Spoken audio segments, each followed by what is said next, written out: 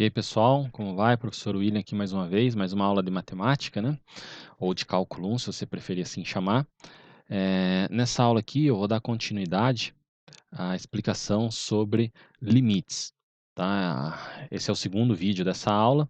O primeiro vídeo eu falei de uma parte um pouco mais conceitual, trouxe um pouco mais a ideia de limite. E esse vídeo aqui ele é voltado principalmente para a gente conseguir calcular limites, né? Então é isso que eu vou focar principalmente, na parte algébrica, como que a gente calcula determinados limites, ou como que a gente mostra que alguns determinados limites não existem. Ok? Então essa aula é dividida primeiramente na parte das propriedades dos limites e depois como calcular limites. A parte das propriedades, eu vou mostrar elas para vocês, eu não vou me atentar muito em demonstrar, e, e eu vou fazer um exemplo, mas assim, no geral a gente não fica utilizando muitas propriedades para calcular limites. Eu vou mostrar como que a gente utiliza de uma maneira geral. A gente acaba usando indiretamente, né? Implicitamente as propriedades estão todas lá. Mas vocês vão ver que não é exatamente como eu vou mostrar no primeiro caso. O primeiro caso é mais ilustrativo. Então, quais são as propriedades, né? Então, suponha A uma constante e que os limites de f de x e g de x existam, tá? Quando x tende a A.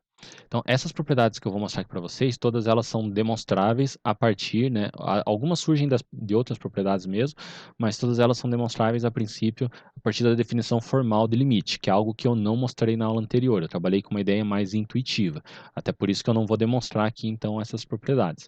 Mas se vocês pararem para analisar elas com calma, vocês vão ver que elas também são intuitivas. Tá? Então, o limite de uma soma de funções é a soma dos limites, né? Se você tem uma função, você quer calcular o limite de x ao quadrado mais x, então você tem uma soma de funções. Você pode calcular separadamente o limite de x ao quadrado, o limite de x e depois somar. A mesma coisa para subtração. Se você tem o limite de uma subtração de funções, é a subtração dos limites. Outra propriedade bem importante é que uma constante vezes uma função, quando você calcula o limite, essa constante sai do limite multiplicando. Então, você vai calcular o limite de 2x, isso é a mesma coisa que 2 vezes o limite de x. Tá? Na verdade, a propriedade 2 já pode surgir a partir da 1 e da 3, ok? Mas aqui está colocado desta forma. Continuando, a propriedade 4 é da multiplicação. Multiplicação de limite é o limite das multiplicações. Propriedade 5 é da divisão. Então, o limite de uma divisão é a divisão dos limites, desde que, né, o limite do denominador aqui seja diferente de zero. Então, tem que tomar esse cuidado. A sexta propriedade é a de potência, né? Limite de uma potência de função é a potência do limite. Isso aqui também vem da própria multiplicação, né? Isso se n for um inteiro positivo.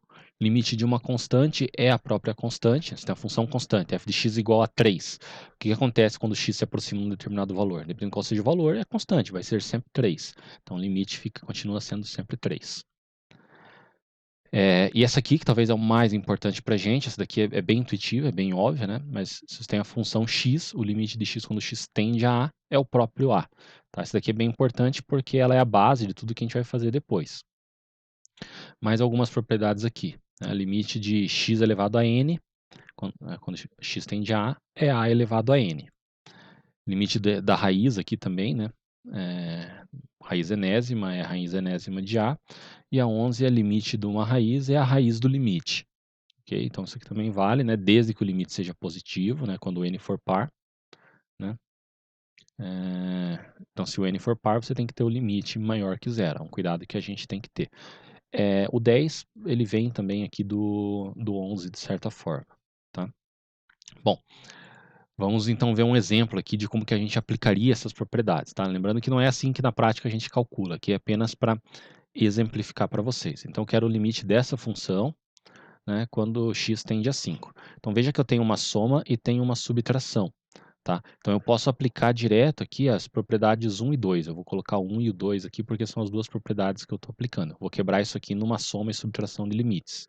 Então, isso aqui vai ser o limite de 2x ao quadrado, quando x tende a 5, menos o limite de 3x, quando x tende a 5, mais o limite de 4, quando x tende a 5. Beleza? Então, aqui eu apliquei, acho que as propriedades 1 e 2, se eu não estiver enganado. Tá? Aplicando a propriedade 3 agora. O que a propriedade 3 diz? É que você tem uma constante, ó, você tira a constante. Tá? Apesar que o número não é tão importante. Lembra que tem uma propriedade que era uma constante que ela saía do limite. Então é isso que eu vou aplicar agora. Então isso aqui vai ficar igual a 2 vezes o limite de x ao quadrado, quando x tende a 5, menos 3 vezes o limite de x, quando x tende a 5, mais o limite de 4, quando x tende a 5. Aqui eu já posso calcular direto. Se eu não me engano, a propriedade 8 dizia que o limite de x, quando x tende a 5, é 5. A propriedade 7 era que o limite de uma constante é a própria constante. E a gente tinha também o limite de potência. Deixa eu ver se eu tenho aqui, eu acho que era a propriedade 9, tá?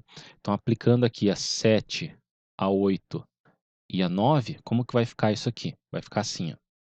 2 vezes o limite de x ao quadrado, quando x tende a 5, é 5 ao quadrado. Essa era uma propriedade. Menos 3 vezes o limite de x quando x tende a 5 é 5, mais o limite de uma constante é a própria constante. Ok? Então, fazendo essa conta aqui, 5 ao quadrado, 25, vezes 2, 50, menos 15, 35, mais 4, 39. Esse é o limite. Tá? Se você foi um pouco mais atento, você pensou assim, tá, mas se eu tivesse substituído direto aqui, né?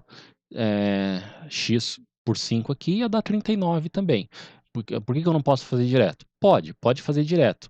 Né? Se você, essas propriedades no conjunto, no fim, elas estão dizendo isso, que você pode substituir nesse tipo de situação. Então, é isso que a gente acaba fazendo na maioria dos casos. Então, essa propriedade aqui é a que acaba sendo a mais importante para a gente, que de certa forma isso aqui junta todas as propriedades anteriores, né? Se f de x for uma função polinomial, que era o caso que a gente estava trabalhando, ou racional. Racional é quando você tem uma fração, né, de funções polinomiais, e a estiver no domínio, ou seja, você pode calcular, você pode substituir o x. Então, nesse caso, é só substituir. O limite de f de x, quando x tende a A, é o f de A. Então, esse é o limite da substituição, ou a propriedade da substituição direta em limites. Tá? Se você pode substituir, é só substituir. É basicamente isso que ele diz. Okay? Então, vamos ver alguns exemplos. Então, veja esse exemplo aqui, ó, limite de x ao quadrado menos 1, x menos 1, quando x tende a 1. Aí, de certo, você já está pensando, pô, você falou do limite da substituição direta e você já me deu uma função que eu não posso substituir, né? O 1 não está no domínio dessa função, aqui vai dar uma indeterminação. Então, o que, que eu faço? O que eu faço é o seguinte, eu vou fazer manipulações algébricas até eu poder chegar numa expressão que eu consiga substituir. Então, o que, que eu vou fazer aqui? Ó? Eu vou reescrever essa expressão da seguinte forma. Veja que aqui eu tenho uma diferença de quadrados. Então, por produtos notáveis, né, quando você tem a diferença de quadrados, isso é o produto da soma pela diferença. Ok? Se você, de repente, não lembra direito ou não conhece produtos notáveis, é uma dica importantíssima, né? Ir lá para produtos notáveis. Ou fatoração de funções polinomiais, isso a gente utiliza muito. Aqui, se você aplicar distributiva, você vai chegar nessa mesma expressão, ok? E embaixo eu deixo a mesma coisa, x menos 1. Esse limite quando x tende a 1. Veja que agora eu posso simplificar esse x menos 1 com esse x menos 1. Por que, que eu posso fazer isso? Aqui tem um detalhe, uma questão conceitual muito importante. Tá?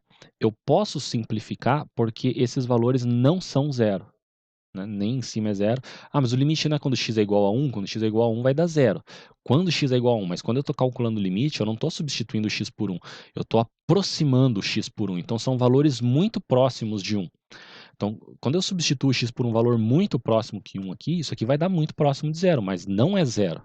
Então, como não é zero nem em cima e nem embaixo, mas são valores iguais, eu posso simplificar. Então, no limite, eu posso fazer esse tipo de simplificação, porque esses valores não são zero, são muito próximos de zero. Tá?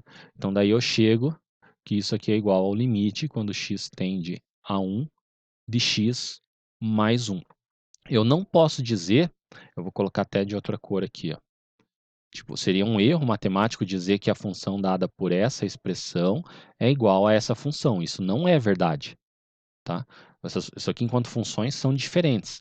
Mas no limite, quando eu calculo valores, os valores são iguais.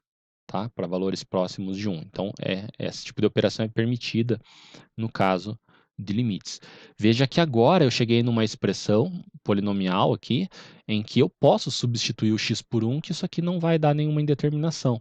Então é só substituir. Então, substituir no x por 1 fica 1 mais 1, 2. Então, o limite dessa expressão aqui é 2. Então, basicamente é assim que a gente calcula limites nesse tipo de situação, quando você tem uma indeterminação.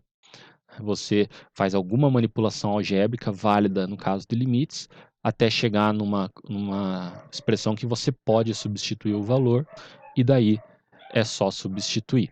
Beleza? Vamos ver mais exemplos. Antes, uma observação aqui, né? Então, se f de x é igual a g de x, quando x é diferente de a, então o limite de f de x é igual ao limite de g de x. Isso é o que eu utilizei aqui, né? Quando x é diferente, né, do 1, vale essas expressões, então eu posso substituir.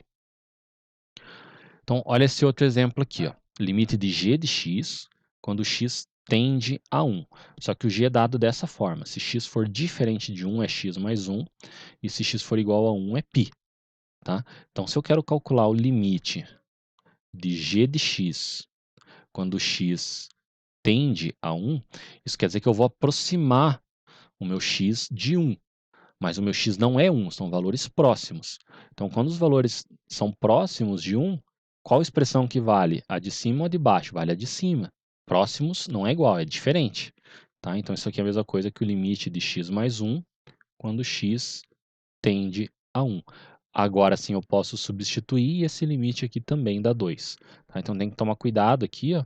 A função está definida por um determinado valor, mas no limite eu vou considerar os valores próximos, né, os valores do x, no caso.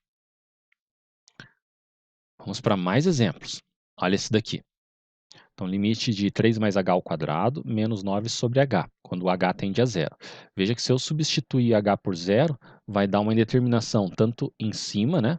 Porque zero aqui vai ficar 3 ao quadrado é 9, menos 9 é zero, e embaixo também dá zero. Zero sobre zero é uma indeterminação.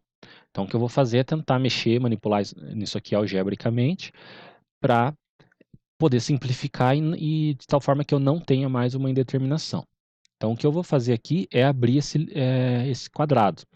Né? Então, como que vai ficar? O quadrado do primeiro mais 2 vezes o primeiro vezes o segundo, então mais 6h, mais o quadrado do segundo. De novo, produtos notáveis aqui eu utilizei. Certo? Se você não sabe produtos notáveis, você aplica distributiva. Né? Escreve lá 3 mais h vezes 3 mais h, e sai distribuindo. Você vai chegar na mesma coisa aqui depois que você simplificar. Tá? Então, menos 9, vou continuar escrevendo, sobre h. Isso quando h tende a zero. Então, veja que eu sempre escrevo novamente o limite. Né? Às vezes o pessoal, por preguiça, escreve só a função. Mas quando você escreve só a expressão, teoricamente está errado. Por quê? Porque essas coisas só são iguais no limite. Nesse caso aqui ainda seria igual. Porque eu ainda não fiz nenhuma simplificação, né? Não cortei nada, só abri o quadrado. Então, nesse caso, ainda seria igual a expressão mesmo. Mas no limite, você tem que tomar cuidado de sempre escrever, né? Que é uma igualdade entre limites. Veja que eu posso simplificar aqui agora, tá? Então, vai ficar limite quando h tende a zero. E eu vou colocar um h em evidência aqui em cima, tá? Então, vai ficar h que multiplica 6 mais h, certo? Isso sobre h. Até aqui seria válido em termos de se eu não tivesse escrito limite. Mas agora, para fazer essa simplificação aqui, isso só vale no limite. Por que só vale no limite? De novo, porque os valores que eu estou simplificando aqui não são zero. Eu estou calculando no limite, são valores próximos de zero. Então, são valores iguais. Então, ficou limite, quando h tende a zero, de 6 mais h. Tá? Agora eu não tenho nenhuma determinação, eu posso substituir o h por zero, então substituindo esse limite aqui dá 6. Veja que até então eu não podia substituir. Até aqui, ó, se eu tivesse substituído o h por zero, ainda ia ficar 0 sobre 0. Tá? Então, beleza, está calculado esse limite. De novo, basicamente é isso, uma manipulação algébrica até chegar numa expressão em que eu posso substituir o valor. Mais exemplo, a gente vai fazer vários exemplos até pegar bem isso daí. Esse exemplo aqui é um pouquinho mais complicado, ó. Eu tenho uma raiz aqui, ó. Então, limite de t ao quadrado mais 9 menos 3 sobre t ao quadrado. Então, veja que se eu substituir o t por zero, vai ficar a raiz de 9 aqui, que é 3, menos 3 é 0, e embaixo 0. Então, de novo, uma indeterminação. Para eu matar essa raiz aqui, eu vou aplicar um truque matemático que é o seguinte, eu vou multiplicar em cima e embaixo pelo conjugado. que é o conjugado? É a raiz quadrada, mantém a raiz aqui, mais 9, só que eu vou trocar o sinal aqui. Em vez de fazer menos 3, é mais 3. Tá? Em cima e embaixo. Por que em cima e embaixo? Eu estou multiplicando por 1. Tá? Deixa eu só escrever aqui. T ao quadrado mais 9 mais 3. Isso aqui, ó, que eu escrevi é 1. Então, multiplicar por 1 não muda nada. Só que por que eu fiz isso? Porque veja que agora eu tenho um produto, né, de uma soma pela diferença. Quando eu fizer isso, vai elevar ao quadrado o primeiro termo. Então, eu consigo tirar essa raiz. Esse é o meu objetivo. Então, como que vai ficar? Limite, quando t tende a zero, do quadrado do primeiro. O quadrado da raiz é o que está dentro, né? Então, t ao quadrado mais 9, menos o quadrado do segundo. O quadrado de 3 é 9. Então, isso que ficou em cima. Embaixo, é só pegar o t ao quadrado e multiplicar por isso. Eu vou deixar esse t ao quadrado em evidência, tá? Que multiplica a raiz de t ao quadrado mais 9 mais 3. Eu não vou distribuir. Por que eu não vou distribuir? Porque eu já reparei que em cima aqui ó, vai ficar só t ao quadrado. Ok? T ao quadrado eu posso simplificar também aqui, né, com o t ao quadrado de baixo, e daí em cima vai ficar só 1. Então fica limite, quando t tende a zero, de 1 sobre o que apareceu lá? Raiz de t ao quadrado mais 9 mais 3. Veja que agora eu não tenho mais indeterminação. Veja que agora eu posso substituir. Se eu substituo o t por zero aqui, ó, 0 mais 9 é 9, raiz de 9 é 3, 3 mais 3, 6. Então esse limite aqui deu 1 sexto. Tá? Não tem uma... Se você está vendo os exemplos e falou assim, tá, mas todos os exemplos foram diferentes, ele fez alguma coisa diferente ali. Não tem uma receitinha, né? Tipo, faz sempre isso que vai dar certo. A receita é, faz alguma manipulação algébrica a fim de simplificar de tal forma que você possa substituir. Mas qual manipulação algébrica? Isso vai depender de cada caso.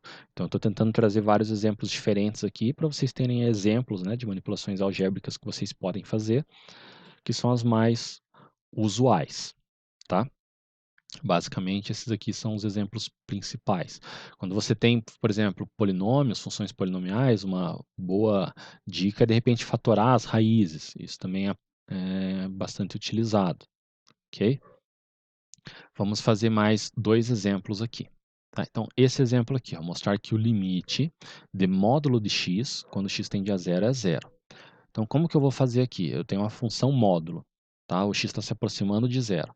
Então, a função módulo, ela se separa bem no zero ali, né? Pela esquerda é uma coisa, pela direita é outra. Então, eu vou ter que fazer, utilizando aquela coisa, aquele teorema, né, que a gente viu na aula anterior, que eu dei bastante destaque, né, no vídeo anterior, que eu falei que era muito importante, que são dos limites laterais. Se os limites laterais existem e são iguais, então o limite é esse. Então, o que eu vou fazer é calcular os limites laterais aqui. Então, o primeiro limite lateral, vamos fazer o limite de módulo de x quando x tende a zero pela direita primeiro, tá? Quando meu x tende a zero pela direita, então esse meu x é o quê? Ele é positivo. O módulo de um valor positivo é ele próprio, certo? O módulo de x é x. Então, isso aqui vai ficar o limite de x quando x tende a zero pela direita. Bom, aqui é direto, né? Eu posso substituir o x por zero, então o limite lateral é zero. Agora vamos olhar o outro limite lateral, quando x se aproxima de zero pela esquerda.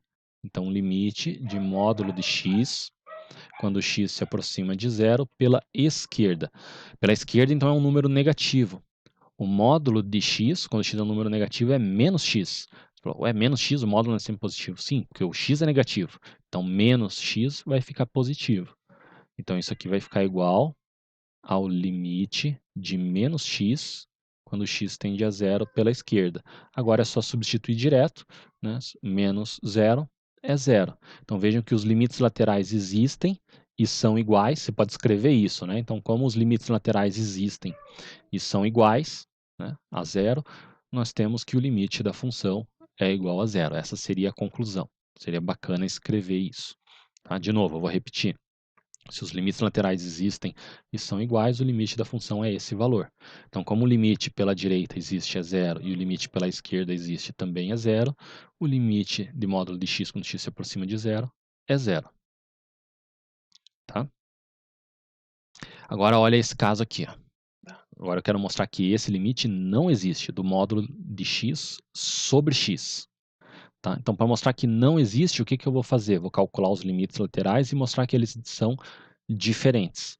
Se eles são iguais, existe aquele valor. Se eles são diferentes, o limite não existe. Então, vamos começar pelo limite pela direita de novo. Então, limite, quando x tende a zero pela direita, de módulo de x sobre x. Quando x, a mesma ideia, se x está se aproximando de zero pela direita, ele é positivo, então o módulo de x é x. Então vai ficar limite de x sobre x, quando x tende a zero pela direita. Veja que o x não é zero, é um valor próximo, então eu posso simplificar aqui, né? X sobre x vai dar 1. Então, o limite de 1 quando x tende a zero, o limite de uma constante é a própria constante. Então, o limite pela direita é 1. Agora, vamos ver o limite pela esquerda. Então, limite de módulo de x sobre x, quando x se aproxima de zero pela esquerda. Tá? Acho que deu para entender aqui, ficou meio junto, mas dá para entender. Bom, o módulo de x, quando x é negativo, é menos x. Então, vai ficar limite de menos x sobre x, quando x tende a zero pela esquerda. Simplificando aqui, o mesmo raciocínio no caso anterior, só que nesse caso aqui vai dar menos 1. Então, limite de menos 1, quando x tende a zero pela esquerda, o limite de uma constante é a própria constante. Então, vejam que os limites laterais existem, mas são diferentes. Certo? Então, como os limites laterais são diferentes, então não existe o limite desta função. Então, recapitulando, né? Basicamente é isso que a gente tem que fazer. Quando você quer, para mostrar que um limite existe, você pode calcular ele diretamente, ou você calcula os limites laterais e mostra que são iguais. Para mostrar que um limite não existe, você calcula os limites laterais e mostra que são diferentes, ou que um dos limites laterais não existe. Isso pode acontecer. Tá?